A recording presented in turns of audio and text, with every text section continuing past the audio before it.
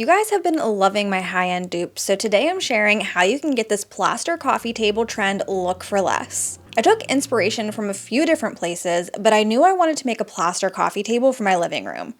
All of my current furniture is square or rectangular with hard edges, so I wanted something more round to add some flow and comfort. I went to Lowe's to see what I could find to bring my vision to life and found these cylinder concrete forms. They were perfect to create the legs. And then I found a large 3-foot wood round for the tabletop. I think we could use a slightly bigger coffee table, but this still worked out great. I did find a circle table at the Goodwill bins for only $3, which would have been a steal compared to the Lowe's materials, but the circle was not solid and I didn't want to bother taking this whole thing apart just for that circle top. There was a ton of hardware holding it together underneath. I just wanted to show you can recreate this on an even smaller budget. So here's the materials I'm using to create this table. Besides for the cement form and wood round, I'm using plaster of Paris, wood glue and Titebond glue, drywall tape, and putty knives. First thing I'm going to do is measure how tall I want the legs. Since this tube is 48 inches long, I split that into thirds so each leg is 16 inches. And I measured the 16 inches all the way around the tube, then took it out to my chop saw to cut it down. My saw didn't fit all the way through the form, so I would spin it a little bit, make sure the saw blade was lined up with that previous cut, and then continued until I cut all the way through the form.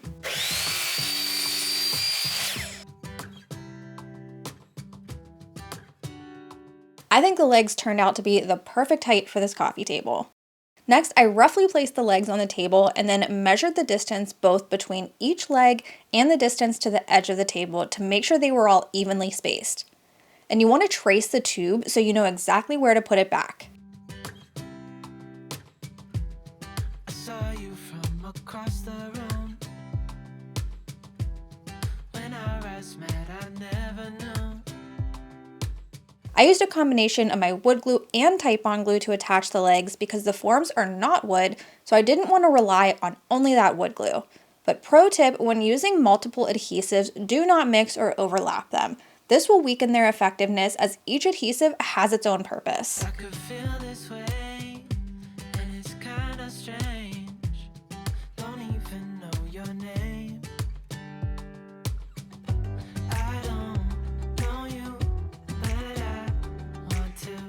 Once the legs were on, I put cases of flooring on top for weight while they dried for a few hours, but you can use any heavy object. After the glue was set up for a bit, I'm taking the drywall tape and covering the entire table, the legs, and the wood top. This is going to give the plaster something to adhere to.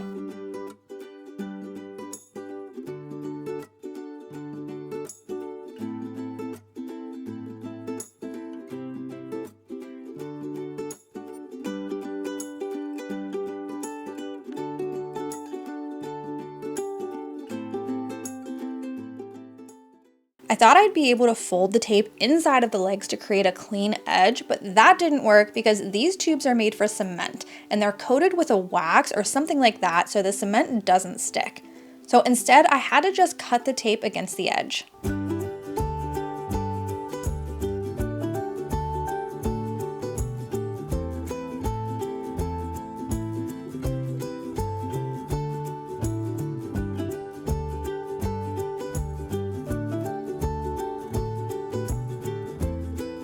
I wanted to make sure the tape was as smooth and flat as possible on the top of the table, so I paid really close attention to how I was lining each strip up and the way it would curve around the edges. And initially, this looked really good and really clean, but you'll see in a little bit it didn't quite stay that clean looking.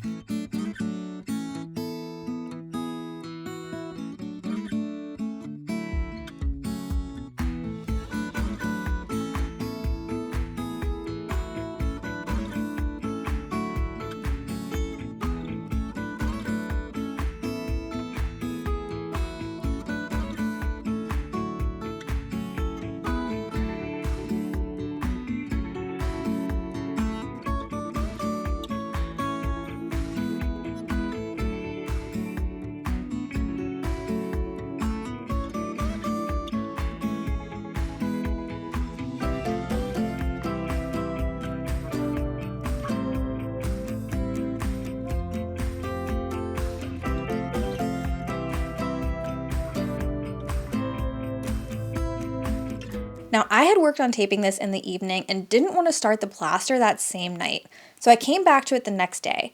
And that's when I realized the tape had lifted up all along the edges and was no longer nice and smooth. But I kept going and mixed up my plaster. You only have about 5 to 10 minutes to work with plaster of Paris, so pro tip, mix small batches at a time. You want to take 1 part of cold water to 2 parts of plaster and then mix that up. It will be very liquidy at first, but quickly starts to thicken up and harden. Another pro tip, it's easier to mix when you add the water first. I forgot to do that a few times and ended up with dry clumps in my batch.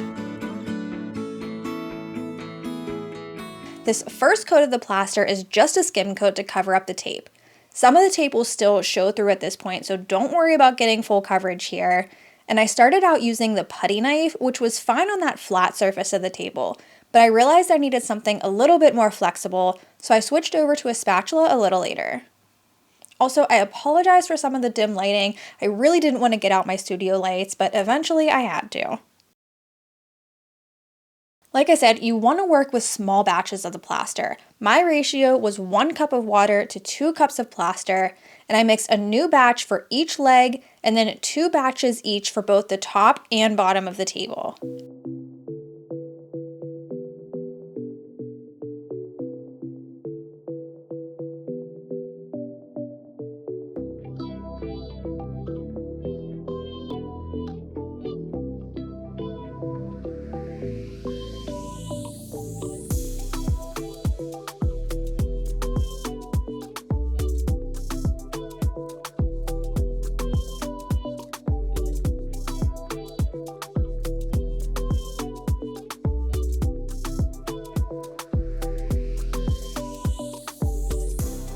To make your life easier and to keep working, I would suggest having 2 mixing buckets.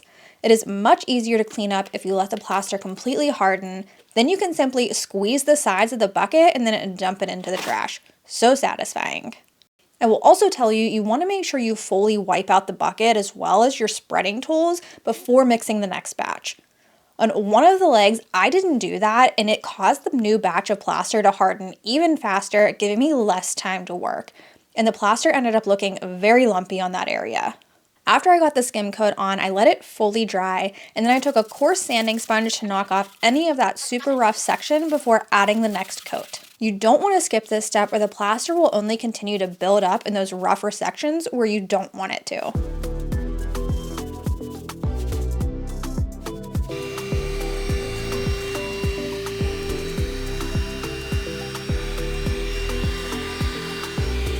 When I put on the next layer, I used my spatula to apply the plaster. This made it much easier to get it onto the legs, and then I used my putty knife to smooth it and spread it.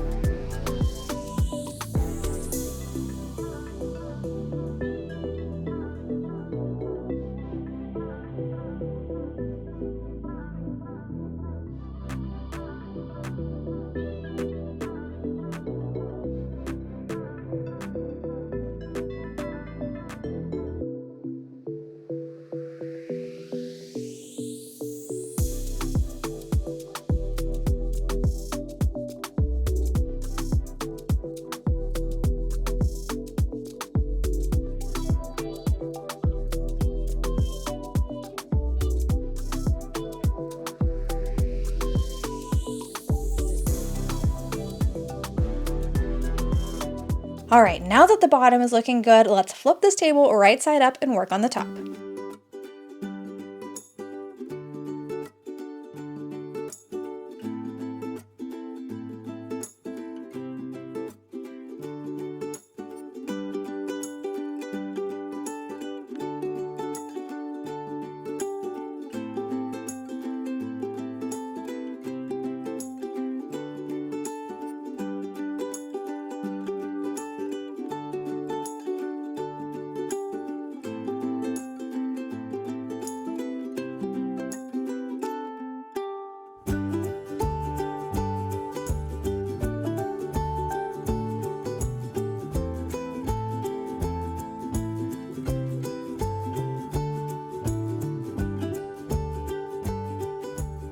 After I got this skim coat on, something wasn't looking quite right. You guys, I am such an idiot. I don't know what I was thinking, but one of my legs here is shorter than the other two. I measured this. I know I measured this multiple times, but for whatever reason, I didn't make sure that all three were the same height before putting them onto this table. So two of them are great, and then the other one is like a half of an inch lower than the other two. So I'm like, great. I am not taking these legs off of the table. I've already added the plaster, added the tape, like that was a whole process in and of itself. So I went back to the hardware store and got another 8-inch tube, form tube, whatever these things are. Well, guess what? Apparently all of these 8-inch form tubes are not actually all 8 inches, and they are not all the same size either in diameter. So, you know, I showed this one at the beginning, it was 8 inches. This one also says it is 8 inches. Guess what? It's too big. So I got another one. This one is also 8 inches. Guess what? Too big. So I don't know why it did that, but I was like, you know what, it's fine, we can work with it. I only needed a little sliver. I cut like half of an inch off here. I don't even think it was half an inch, something like that. But it's too big. It's still too wide, which is, I mean, it's like a solid inch bigger. So this is like a 9-inch. Unless this was a 7, I don't know, but it doesn't fit. So I'm gonna have to like cut this one. We're gonna have to like squeeze it on here, like kind of reform the circle. It's just not gonna be a solid circle like this is. I think it's gonna be fine. And then we're gonna retape, plaster it, and then my table should all be level. So, fingers crossed. I glued the little sliver on top with my Titebond glue and let that set up for a little bit. I decided not to tape it since this section was so small, and then I used a little bit of plaster to blend it into the rest of the leg. I can't even tell where that piece was added.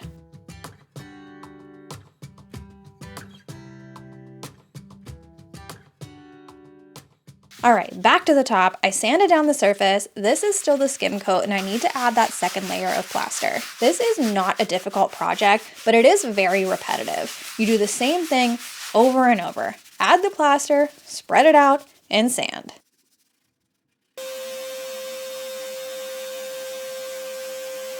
So you can see on these edges here, there's some like big bumps and divots around the edges, and that's from the way that the tape was laying. So I think that because I had done the tape one evening and then did the plaster the next day, the tape had started to like peel away from the table.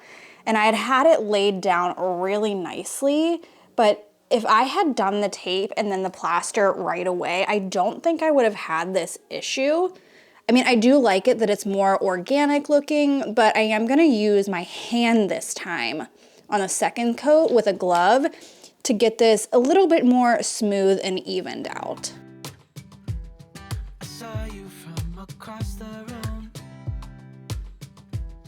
When our eyes met, I never knew that I could feel this way, and it's kinda strange. Don't even know your name.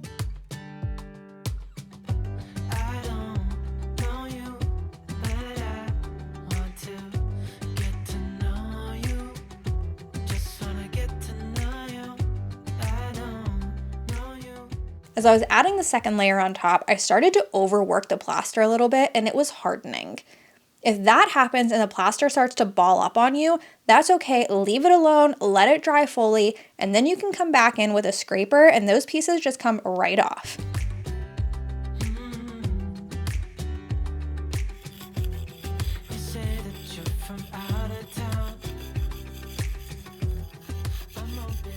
Then again, we need to sand the whole thing down. I could have stopped here and sealed it, but because I had overworked the plaster a little bit, I didn't love how it was looking.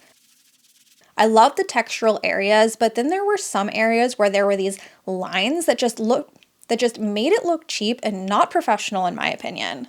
So I decided to add one last layer of the plaster, and this time I mixed up a double batch. So I did 2 cups of cool water and 4 cups of plaster. Then I poured it all out on top of the table and spread it out. I also made sure to keep wiping off my putty knife with the excess plaster that was building up on it. This helped prevent those large divot areas. And this method was much easier for getting it all spread evenly out on the surface before it started to harden.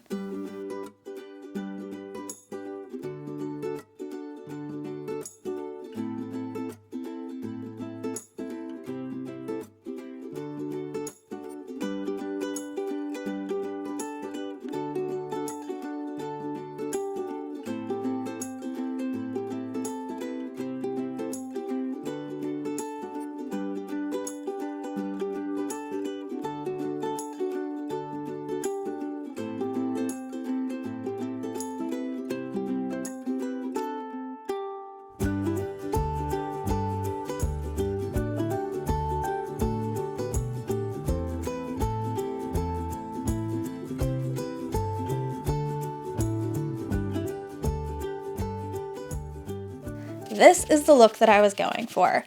There's a little bit of texture and interest, but it's still flat enough to use as a coffee table. Now we need to give it one last sand to make sure the top is relatively smooth. Since this does have a texture to it, it's not going to be flat, but you can set a drink on top and it's not going to fall over. All that's left to do is to seal it up. Since plaster is water soluble, you definitely want to make sure you seal it.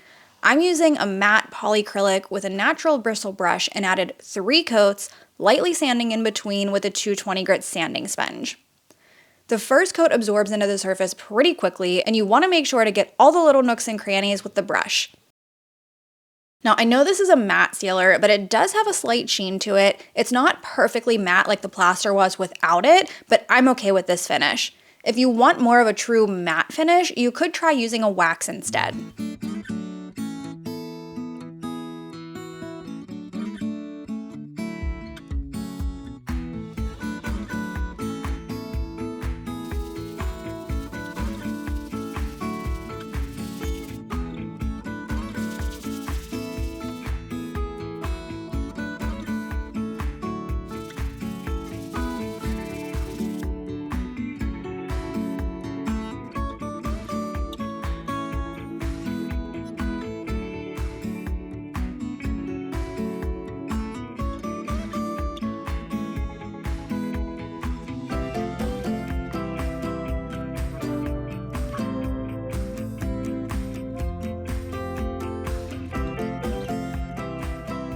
I love the way this little table came out. I have been envisioning something like this for a while, and I think it really elevates my living room.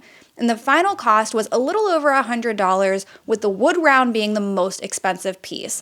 So if you can find a circle table while you're out thrifting, you can recreate this for much less.